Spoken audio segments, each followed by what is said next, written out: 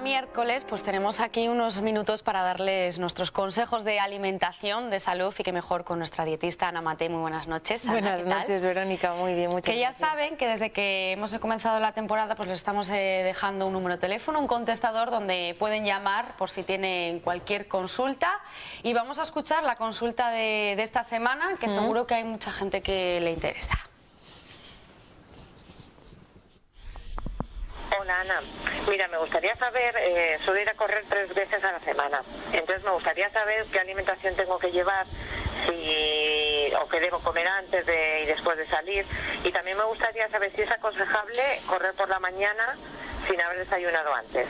Muchas gracias. Bueno, pues yo creo que es una pregunta, Ana, que tiene mucha gente, ¿no? Ahora está muy de moda correr, el runner. Sí, súper de moda, es el deporte más de moda que hay. Y esa consulta, ¿no? ¿Qué comer antes y después de correr?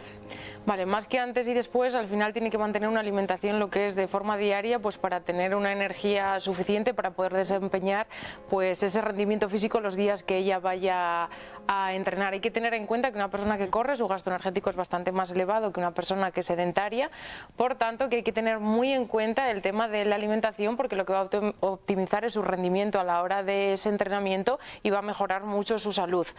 La alimentación sí que dispersa un poco en cuestión de una persona normal o una persona que sea sedentaria, porque lo que más se tiene en cuenta es el tema de los hidratos de carbono, ¿vale? Es algo que tiene que estar elevado en el tema de estas personas que realizan este deporte. También va a depender un poco del rendimiento de cada uno. Hay gente que igual emplea 1 hora y hay gente que emplea 2 horas, igual que esta persona nos está diciendo que va a correr 3 días a la semana, habrá personas que corran 5 o 6 días a la semana porque se dediquen a hacer maratones, etcétera, etcétera. Lo primero que le voy a decir es que nunca se le ocurra hacer deporte en ayunas, ¿vale? Que es una de las preguntas, lo ha dicho al final, sí, que sería correr en ayunas. Hay que pensar que nosotros el desayuno hay que realizarlo dentro de los 30 minutos desde que nosotros nos levantamos. Si tú no realizas una ingesta adecuada dentro de los 30 minutos desde que tú te levantas, tu metabolismo va a tirar de tu reserva grasa, porque tú al final comienzas teniendo un gasto simplemente por respirar, tienes un gasto energético basal.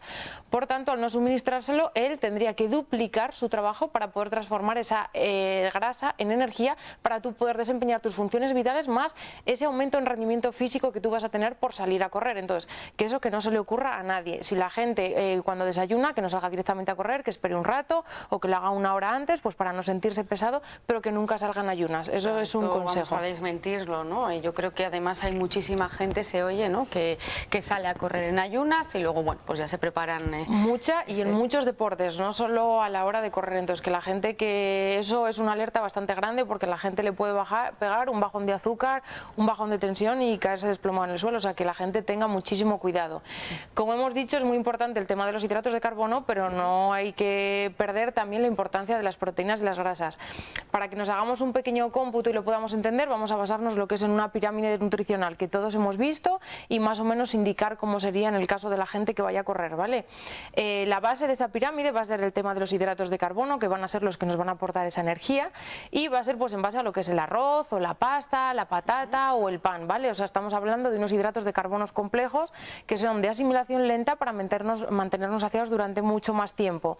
Por encima de ese hidrato, el cual vamos a tener en cuenta que se debe de consumir unos 6 gramos de hidratos de carbono al día por kilogramo de peso y por persona. Si ponemos un ejemplo de un hombre, varón de 65 kilos, estamos hablando en torno a unos 390 gramos de hidratos de carbono. Hay gente que dirá, ¿y cómo calculo yo eso de los hidratos de carbono?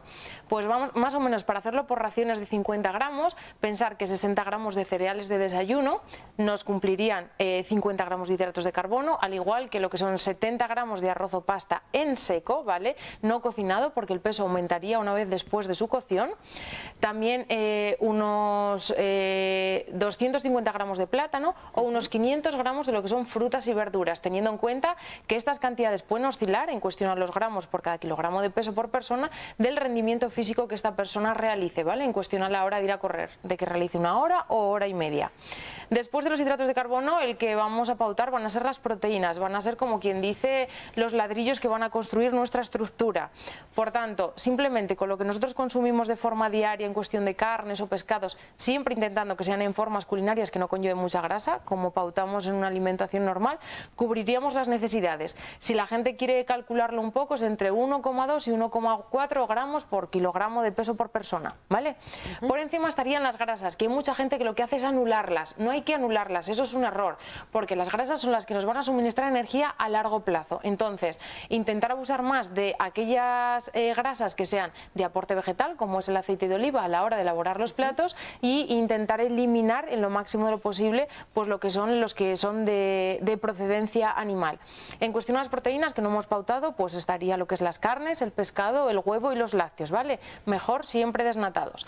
Y lo que es en el pico, la cúspide de la pirámide, vamos a poner el agua, que el agua es muy importante. En el caso de correr, como en muchos otros deportes, hay que beber agua antes, durante y después de hacer ejercicio físico, de lo cual se dice normalmente se pauta unos 2,5 litros, pero hay que tener en cuenta que hay que beber por lo menos 2 vasos antes de ir a correr, de lo cual sería un medio litro, y luego beber pequeños sorbitos cada 20 minutos mientras estamos realizando ese entrenamiento. ¿De qué manera cada uno podemos calcular qué cantidad hídrica debemos suministrarnos para cubrir esas necesidades? Eso también hay que tener en cuenta dependiendo del tiempo que realicemos ejercicio y de la tasa de sudoración, que nadie la tiene en cuenta, y es algo a tener en cuenta. Es algo, por ejemplo, que se está mencionando mucho para el tema de los maratones, para que la gente lo tenga en cuenta.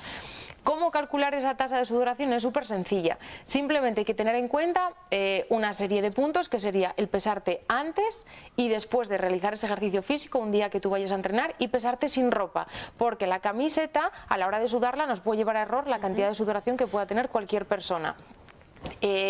Hacer una suma de tanto la comida como la bebida que ingiramos a través de la realización de ese ejercicio. Imagínate que comemos alguna barrita energética o que llevemos algo para un aporte de hidratos, más el líquido que vamos a ingerir, como hemos dicho, pues cada 20 minutos, cada uno cuando requiera, durante ese ejercicio físico, y el tiempo que realizamos ese ejercicio. Puede ser 1 hora, puede ser hora y media o pueden ser 2 horas. Hay que tener en cuenta que siempre que se realice un ejercicio por debajo de 1 hora, simplemente con el agua estamos hidratados.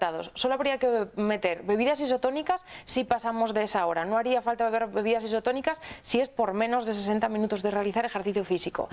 Para calcular lo que hemos dicho en cuestión del aporte hídrico, lo que teníamos que hacer es coger esos baremos y pondríamos el peso que tenemos antes de realizar ese ejercicio físico, menos el peso que tenemos después de realizar ese ejercicio físico, más lo haríamos en gramos en cuestión de las comidas y en litros en cuestión de las bebidas, de la suma en cómputo de la comida y bebida que hayamos realizado en cuestión a ese ejercicio físico, y lo dividiríamos entre el tiempo que hayamos realizado ese ejercicio físico. Ahí nos va a salir un número, que esa sería la cantidad de litros que nosotros estamos sudando. Por tanto, serían aumentar en el aporte hídrico que tenemos que hacer durante ese entrenamiento. Que seguro que hay mucha gente que a lo mejor se ha perdido, Ana, porque sí, son muchos datos, ¿verdad? Pero que bueno, que ya saben que Ana tiene su consulta, que pueden ir allí, que se lo va a explicar perfectamente. Pero es muy sencillo, o sea, simplemente sería, para calcularlo es algo muy sencillo. Entonces, que la hidratación es muy importante a la hora de antes, después y durante la realización de cualquier ejercicio, pero en este caso nos vamos a basar en el tema del running. Bueno, pues que se hayan quedado, ¿no?, con esas claves importantes de la alimentación para los corredores. Antes de que te vayas, danos una receta para hacer mañana. Pues a todo el que le guste vamos a hacer unos puerros gratinados, ¿vale? Los puerros simplemente pues es limpiarles, quitándoles el tallo y la primera capita, les vamos a trocear y les vamos a cocer o hervir hasta que estén blanditos, y cuando estén blanditos les vamos a unificar a una salsa que vamos a hacer con un poquito de leche, con requesón, con aceite y con pimienta. Hacemos una pequeña salsa, cada uno como le gusta, hay gente que le gusta más espesa o gente que le gusta un poquito más líquida, y luego lo que vamos a hacer es en una fuente verter esos puerros, por encima echar esa salsa que hemos elaborado y meterlo a gratinar al horno. Cuando veamos que está gratinado lo sacamos y ya está, listo para consumir. Fácil, sencillo y riquísimo. Que ya saben que si tienen cualquier consulta de nutrición para Ana, 947 24 21 35, que nosotros pues la vamos a contestar perfectamente el próximo miércoles. Ana, gracias una vez más por acompañarnos. Gracias a ti, Verónica. Nos vamos unos minutos a publicidad y después les vamos a hablar de la nueva campaña del Colegio de Farmacéuticos para prevenir los piojos.